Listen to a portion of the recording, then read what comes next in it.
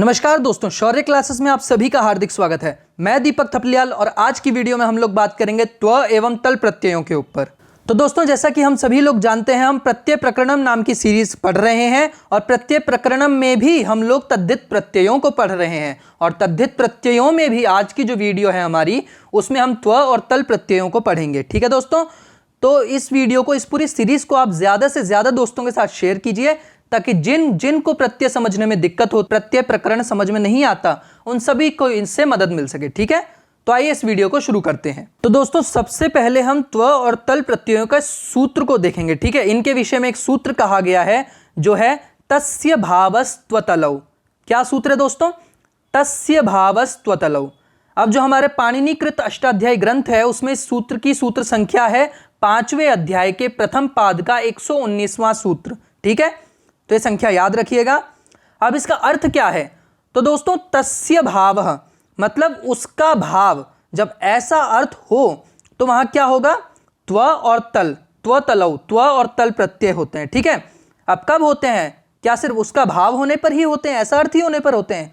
तो नहीं दोस्तों, जिस पद का उस अर्थ हो कि उसका भाव, ऐसा षष्ठ्यंत पद, मतलब ये षष्ठी विभक्ति का अर्थ है, तो सीधी सी बात है कि षष्ठ्यंत पद होगा, षष्ठी विभक्ति उस पद के अंत में होगी, तो ऐसा षष्ठ्यंत पद, और ये क्या होगा? भाववाचक पद होगा। ठीक है, मतलब भाव अर्थ में होगा, भाव अर्थ में भाववाचक पद जो है, इसमें क्या होगा? त्व प्रत्यय और तल प्रत्यय, ये दोनों प्रत्यय जुड़ते हैं। ठीक है, अब इसके बाद जो अगला बिंदु है वो है हमारा त्व प्रत्ययांत पद जो होते हैं वो सदैव नपुंसक लिंग तथा तल प्रत्ययांत पद सदैव स्त्रीलिंग में होते हैं। ध्यान रखिएगा, त्व प्रत्यय से जितने भी पद बनते हैं वो क्या होते हैं? सारे के सारे नपुंसक लिंग में ही होते हैं, नित्य नपुंसक लिंग। और जितने भी हमारे तल प्रत्ययांत पद होंगे वो क्या होंगे? नित्य स्त्रीलिंग होंगे, स्त्रीलिंग में ही उनके रूप बनेंगे। और ये क्या होते हैं? भाववाचक होते हैं, भाव अर्थ में ही होते हैं, ये उसके अलावा नहीं होते। ठीक है, त्व और तल प्रत्यय, इसलिए अर्थ भी इसका बताया गया, उसका भाव, और भाव अर्थ में ही लिए जाते हैं ये। अब दोस्तों, हमारा जो अगला बिंदु है वो है त्व प्रत्ययांत पदों के जो रूप चलते हैं वो फल के समान चलते हैं। किसके समान? फलवत, मतलब फल के समान। जैसे फल के रूप सुने हैं ना अपने, नपुंसक लिंग में चलते हैं। अब जब नपुंसक लिंग में इसके रूप पद बनेंगे तो नपुंसक लिंग की तरह ही रूप भी चलेंगे, जैसे फल के चलते हैं। ठीक है, फलम फले फलानी, ऐसे करके चलते हैं ना उसके रूप, तो ऐसे ही इसके भी चलेंगे। जितने पद आपके त्व प्रत्ययांत होंगे उनके जो रूप चलेंगे वो फल के समान चलेंगे। ऐसे ही जो भी तल प्रत्ययांत पद होंगे उनके रूप, स्त्रीलिंग है तो स्त्रीलिंग पद जो है एक रमा, उसकी तरह उसके रूप चलेंगे। अब रमा के रूप कैसे चलते हैं तो आप सबको पता ही है, रमा रमे रमाह, रमाम रमे रमाह, ऐसे रूप चलते हैं। ठीक है, तो ऐसे ही सारे के सारे तल प्रत्ययांत पदों के रूप भी चलेंगे। तो दोस्तों, इतना पढ़ने के बाद अब अगले बिंदु पे आते हैं। अब हमारा काम क्या होगा? अब हमारा काम है कि कौन कौन से वर्णों की इत संज्ञा होकर लोप होता है। ठीक है, इन प्रत्ययों में तो सबसे पहले तो हम लेंगे तल प्रत्यय को। तल प्रत्यय का क्या है? तल प्रत्यय का जो अंतिम लकार होता है हमारा, वो क्या हो जाता है? उसकी इत संज्ञा होती है हमारी हलंत्यम सूत्र से। ठीक है, एक ही वर्ण है जिसका इत संज्ञा होकर लोप होगा और वो तल का लकार है। ठीक है, हलंत्यम सूत्र से इत संज्ञा हो गई। अब उसके बाद क्या है? इस इत संज्ञक वर्ण का लोप हो जाएगा, तो ल हट गया हमारा, बचा क्या? त। तो शेष तकार का दीर्घ ता कर दिया जाता है। ठीक है, अब ये ता कैसे किया जाता है वो हम आगे देखेंगे प्रक्रिया में, इसी वीडियो में, तो बने रहिए इस वीडियो में ताकि पूरा पता चले आपको। अब जो ता कर दिया जाता है तो ये ता जो है वो शब्दों और धातुओं के साथ जोड़ा जाता है। किसके? तल प्रत्यय के पदों के साथ। ठीक है, जिनमें तल प्रत्यय जुड़ता है उनमें ता जुड़ता है अंत में। ठीक है, और इसके अतिरिक्त जो हमारा त्व प्रत्यय है, ठीक है, त्व प्रत्यय को त्वम बनाकर शब्दों व धातुओं के साथ जोड़ा जाता है। अब इसमें कुछ अलग से नहीं जोड़ा जा रहा, इसके नित्य नपुंसक लिंग रूप बनते हैं। तो नपुंसक लिंग में ऐसे ही बनते हैं, जैसे होता है ना, त्व तो है ही, म जोड़ दिया, हलंत तो बन गया त्वम। जैसे फलम बनता है ना, तो उसके लिए ऐसे ही रूप बनते हैं। ठीक है, तो इसका जो त्वम बन के वो पदों के साथ जुड़ेगा, ऐसा का ऐसा जुड़ जाएगा, रूप बन जाते हैं। दोस्तों, अब जो हम पढ़ेंगे वो है कुछ महत्वपूर्ण, इस वीडियो में कुछ नया जानने लायक। ठीक है, अब हम पढ़ेंगे टाप प्रत्यय। ये नया आया है कुछ इस वीडियो में। ठीक है, बाकी चर्चा तो होती रहती थी इस पर नॉर्मल, पर ज़्यादा हुई नहीं, तो आज हम अच्छे से चर्चा करेंगे। तो टाप प्रत्यय क्या होता है दोस्तों? एक स्त्रीलिंग प्रत्यय है, ठीक है। स्त्रीलिंग पदों में ही लगता है टाप प्रत्यय। अब टाप प्रत्यय का जो आदि वर्ण होता है, मतलब टकार, ये जो ट है, ठीक है, इसकी इत संज्ञा होती है चुटु नामक सूत्र से। चुटु एक सूत्र है जो क्या कहता है, च वर्ग और ट वर्ग का यदि कोई भी वर्ण किसी भी प्रत्यय के आदि में हो तो उसका क्या हो जाएगा? इत संज्ञा हो जाएगी, ठीक है। च छ ज झ य ट ठ ड ढ ण, च वर्ग और ट वर्ग। ध्यान रखिएगा, आता है पेपर में, जो कोई बड़ी परीक्षा दे रहे हैं तो ऐसे प्रश्न बनते हैं, इन पे ध्यान रखिए आप, महत्वपूर्ण चीज़ें हैं ये। अब चुटु से इत संज्ञा हो गई हमारी टकार की, और जो अंतिम वर्ण पकार है, ठीक है, प ये जो है, इसकी इत संज्ञा होगी हलंत्यम से, ठीक है। ट भी हट गया, प भी हट गया, हटा नहीं, अभी इत संज्ञा हुई है। और इन दोनों वर्णों की जो इत संज्ञक वर्ण है, इनका लोप हो जाएगा किससे? तस्य लोपः सूत्र से, ठीक है। लोप हो गया, अब हट गए दोनों। बचा क्या? बचा हमारा आ। ट भी गया, प भी गया, बचा हमारा आ। अब जो हम बोल रहे थे ना, ता कैसे बना पीछे, तो ता ऐसे ही बना। हमारा तल का त बचा था, उसमें हमने आ जोड़ दिया टाप का, तो हमारा क्या बना? हमारा बना ता, ठीक है। और यही हमारा जुड़ता है धातुओं और शब्दों के साथ, ठीक है। ध्यान रखिएगा टाप प्रत्यय क्या होता है और कौन कौन से सूत्र है, चुटु, हलंत्यम, तो ये सब चीज़ें आपको ध्यान रखनी है। तो दोस्तों अब हम क्या करते हैं, एक उदाहरण देखेंगे और वो देखेंगे कि उसकी सिद्धि कैसे हो रही है, मतलब वो बन कैसे रहा है, ठीक है। प्रत्यय जुड़ने के बाद क्या प्रक्रिया है उसकी। तो हमने एक पद लिया, एक शब्द लिया जो है मनुष्य, ठीक है। अब मनुष्य शब्द लेने के साथ जब हम त्व जोड़ेंगे तो त्व का त्वम होता है, ठीक है, जो जुड़ता है, और तल का ता होता है। तो मनुष्य में जब त्व का त्वम जोड़ेंगे तो मनुष्य और त्वम सीधा सीधा जोड़ दो, मनुष्यत्वम पद बन गया।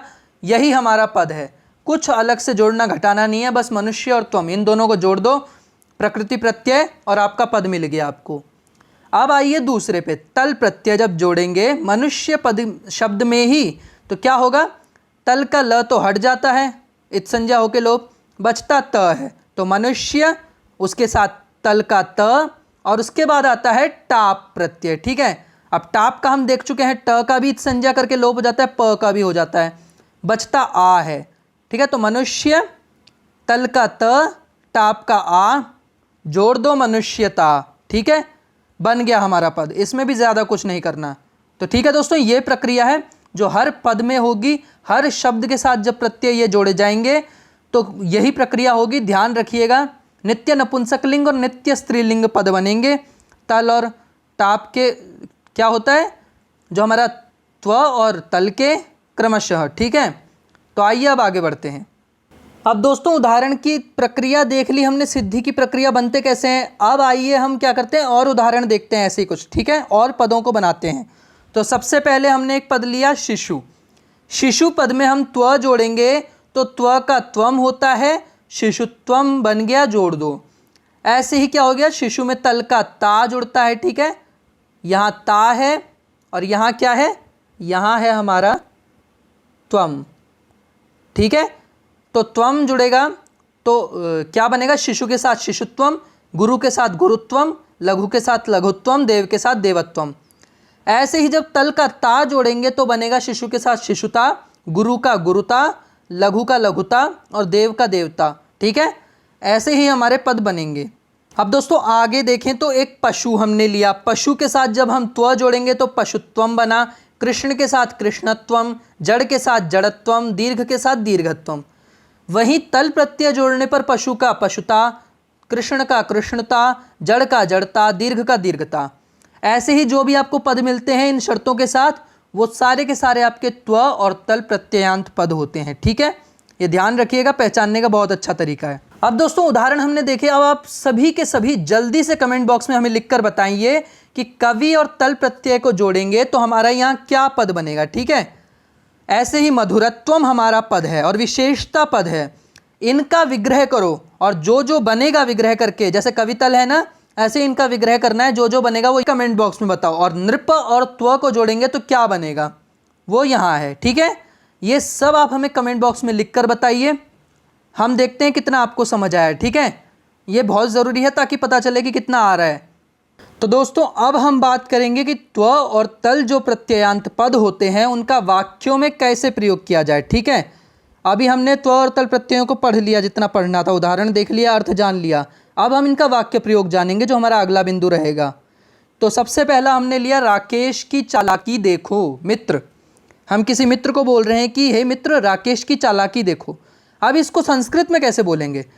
तो सबसे पहले तो देखो मित्र, ठीक है, पश्य मित्र, देखो का बनेगा पश्य, ठीक है, और मित्र का मित्र ही आ जाएगा, तो पश्य मित्र, ठीक है। देखो मित्र, क्या देखो?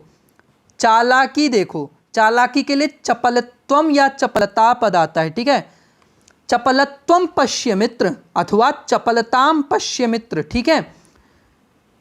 चपलता देखो, चालाकी देखो। अब किसकी चालाकी देखो, किसकी चपलता देखो? तो राकेशस्य, राकेशस्य, राकेश की चालाकी को, चपलत्वम चपलताम देखो मित्र, पश्य मित्र, ठीक है। तो राकेश की चालाकी देखो मित्र का बनेगा राकेशस्य चपलत्वम चपलताम पश्य मित्र, ठीक है। ये पूरा वाक्य हो गया हमारा। अब हमारा अगला जो वाक्य होगा वो है वह शिक्षा का महत्व नहीं जानता, ठीक है। क्या? वह शिक्षा का महत्व नहीं जानता। अब इसे संस्कृत में बनाना है, तो सबसे पहला हमारा बनेगा नहीं जानता। क्या बनेगा इसका? न जानाति। नहीं जानता मतलब न जानाति। क्या नहीं जानता? किम न जानाति? महत्वम, महत्ताम न जानाति, ठीक है। महत्व नहीं जानता, महत्ता नहीं जानता। किसकी? शिक्षाया, शिक्षा की महत्ता नहीं जानता या शिक्षा का महत्व नहीं जानता, ठीक है। कौन नहीं जानता? कह न जानाति, तो सह, वह, अर्थात सह न जानाति। किम न जानाति? शिक्षायाः महत्वम अथवा महत्ताम न जानाति। कह सह, ठीक है। तो ऐसे वाक्य बनता है। ऐसे ही हम देखें, बच्चों का बालपन रमणीय होता है, तो सबसे पहले तो होता है भवति। क्या होता है? रमणीयम, रमणीया भवति, मतलब रमणीय होता है। अब रमणीय क्या होता है? किसको रमणीय कहा गया है? तो बालपन मतलब शिशुता रमणीय होती है, ठीक है। समझ गए, रमणीय होता है या रमणीया होती है शिशुता। अब कैसा मतलब किसकी शिशुता? तो शिशूनाम शिशुत्वम अथवा शिशुता, मतलब बच्चों का बालपन क्या होता है? रमणीय होता है। शिशूनाम शिशुत्वम शिशुता वा रमणीयम रमणीया वा भवति, ठीक है। कुछ भी लिख सकते हो। तो ऐसे वाक्य बनते हैं। अब दोस्तों हमारा जो अगला उदाहरण है वो है कैसी मूर्खता है आशा की। हम आशा को बोल रहे हैं कि भैया कैसी मूर्खता है आशा की। अब इसे संस्कृत में बताना है, इसी वाक्य को संस्कृत में बोलना है।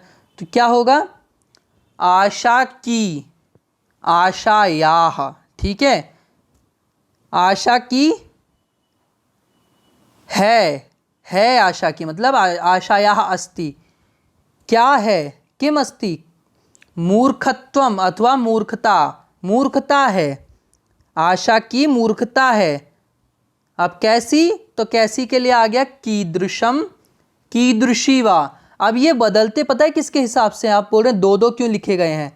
अब जैसा हमारा क्या होगा, जैसा हमारा भाव होगा वैसा ही हमारा प्रश्न भी होगा, ठीक है, उससे संबंधित। अब हम मूर्खता बता रहे हैं, स्त्रीलिंग में है मूर्खता पद, तो उसका जो कैसा या कैसी जो प्रश्न बनेगा वो भी स्त्रीलिंग में बनेगा, क्योंकि वो उससे कनेक्टेड है। तो कीदृशी मूर्खता बनेगा, कैसी मूर्खता। वहीं हम मूर्खत्व बता रहे हैं, मूर्खत्व ये नपुंसकलिंग है, और इसमें कैसा प्रयुक्त होगा? पुल्लिंग नपुंसकलिंग में एक ही होता है। कैसा मतलब कैसा मूर्खतापन है उसका, तो कैसा मूर्खत्व है उसका।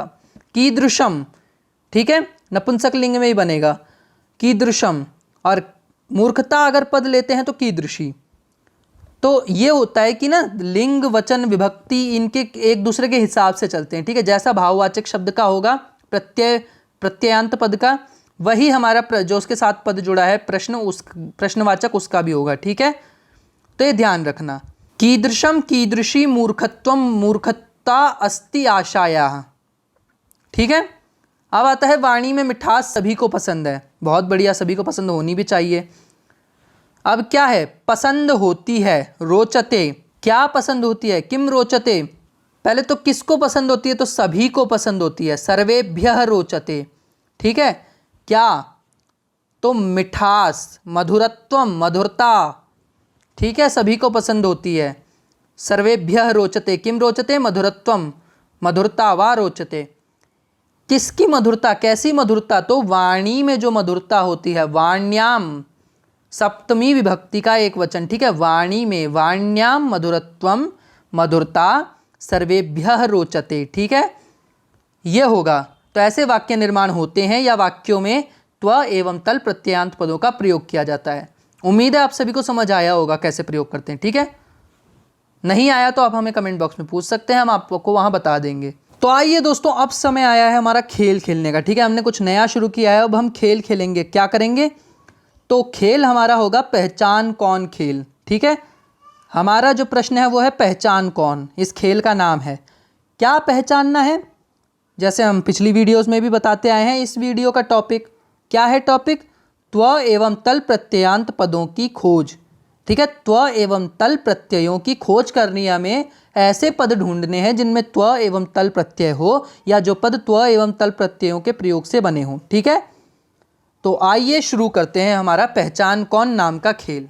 तो आइए दोस्तों, अब सबसे पहला देखते हैं कि हमें इसमें ढूंढना है कौन सा प्रत्यय है। ठीक है, तो सबसे पहले तो 3 पंक्तियां हैं। ठीक है, 3 पंक्तियों में हमें ढूंढना है कितने पद हैं जिनमें क्या है, त्व या फिर तल प्रत्यय, प्रत्ययांत पद हैं। ठीक है, तो पंक्तियां हमारी हैं, मानवतायाः परिचयम ददन्तु, मानवता का परिचय दीजिए, मानवतायाः परिचयम ददन्तु, मानसिक दीनताम परित्यजन्तु, मानसिक दीनता का परित्याग कीजिए या उसको परित्यजतु, छोड़िए, देवतानां ध्यानं कुर्वन्तु, देवताओं का ध्यान करिए।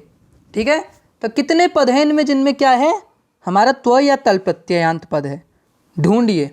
तो आइए देखते हैं। सबसे पहला तो हमारा है मानवतायाः, षष्ठी विभक्ति लगी है, मानवता पद है, षष्ठी विभक्ति का याह जोड़ दिया, एक वचन का, तो मानवतायाः बना। ठीक है, पहला पद क्या, पहला मिल गया हमें।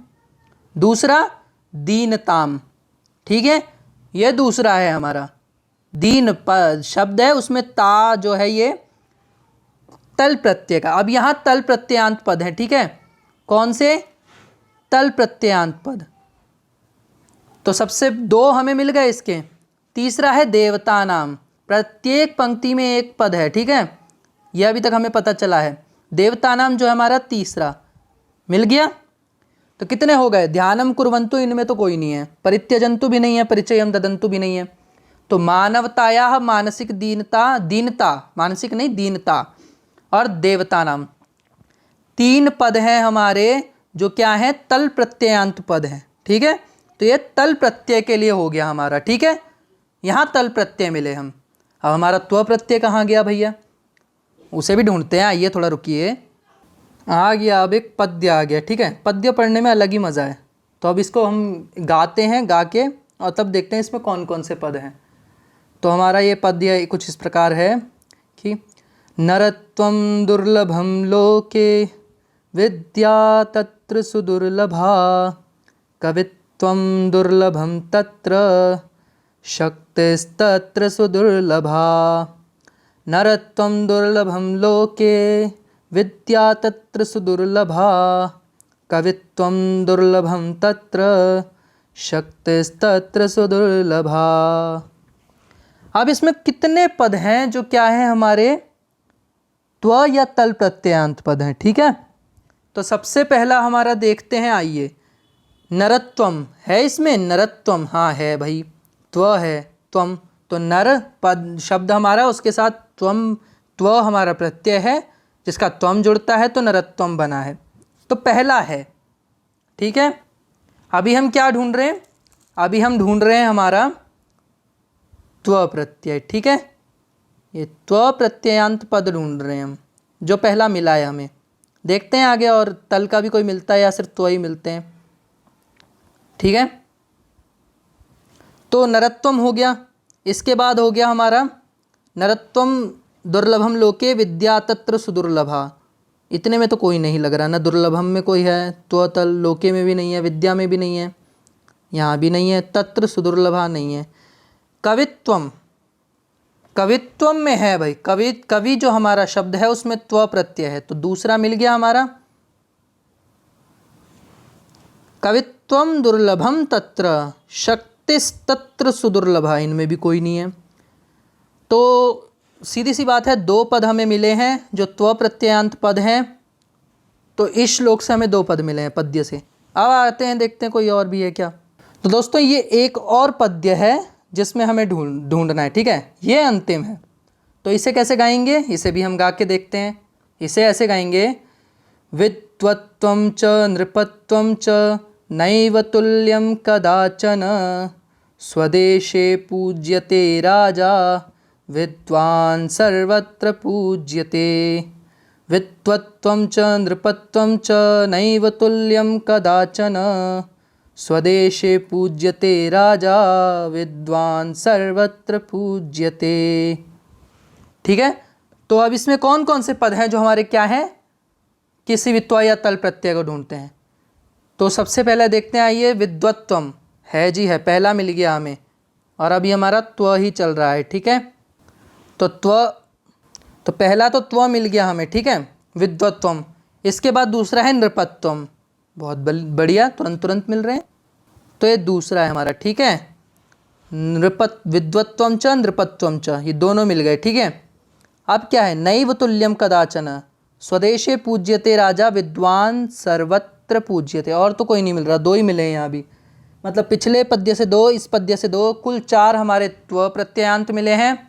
ऐसे कुछ 2-3-4 ऐसे कुछ मिले होंगे हमारे किसके, तल प्रत्ययांत, ठीक है। तो ऐसे पदों को पहचानते हैं कि कहीं भी आप पढ़ रहे हैं तो आपको पढ़ते हुए पता चल जाए कि यहाँ कौन सा प्रत्यय है, ठीक है। तो ये बताने का, हमारा पढ़ाने का यही एक मकसद है कि आपको समझ में आ जाए, आप कुछ भी देखें तो आपको तुरंत समझ में आ जाए कौन सा प्रत्यय है, क्या उसका अर्थ होता है, क्या उसके नियम है, क्या उसके उदाहरण है, कैसे हम ढूंढें, ठीक है। ये सब आपको उंगलियों पे याद होना चाहिए, आप देखो, पढ़ के देखते ही पता चल जाए, यही हमारा मकसद है। कोई आपको चीज़ देखो ही नहीं, अगर कोई समझ में नहीं आता तो हमें बताया करो, हम फिर आपकी हेल्प करें। तो दोस्तों आज की वीडियो में इतना ही। वीडियो अच्छी लगी तो इसे लाइक करिए, कमेंट करिए, सब्सक्राइब करिए हमारे चैनल को, और वीडियोस को, इस पूरी सीरीज़ को ज़्यादा से ज़्यादा शेयर कीजिए, ताकि जितने लोगों को प्रत्यय समझ में नहीं आते या कोई भी विषय समझने में दिक्कत है संस्कृत का, तो वो आके इनसे समझ लें, उनको मदद मिल सके वीडियोज़ से, ठीक है। और हमारे चैनल को सब्सक्राइब कीजिए। आज की वीडियो में इतना ही, मिलते हैं अगली वीडियो में। नमस्कार।